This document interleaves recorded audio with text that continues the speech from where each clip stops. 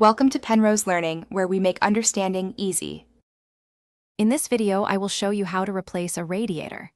This guide will walk you through each step, ensuring a smooth process. Before we begin, safety is paramount. Always ensure your engine is completely cool to avoid burns.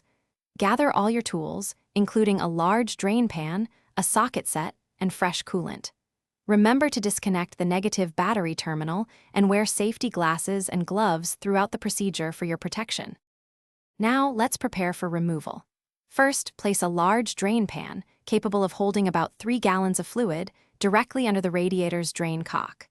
Open the drain cock and let all the old coolant drain out completely. This usually takes about 10 to 15 minutes. Once drained, carefully disconnect both the upper and lower radiator hoses. Also, unclip any electrical connectors and remove any mounting bolts securing the radiator in place.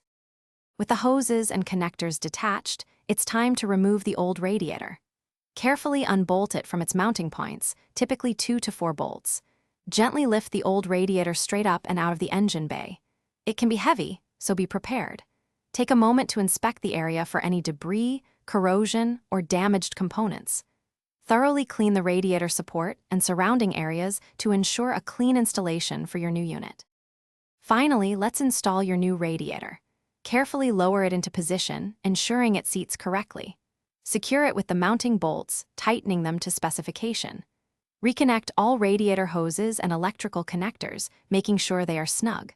Close the drain cock, then slowly refill the system with the recommended coolant, typically around 3 gallons.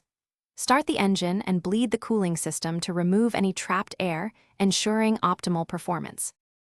Thanks for watching. If this was helpful, leave a like and consider subscribing. See you next time.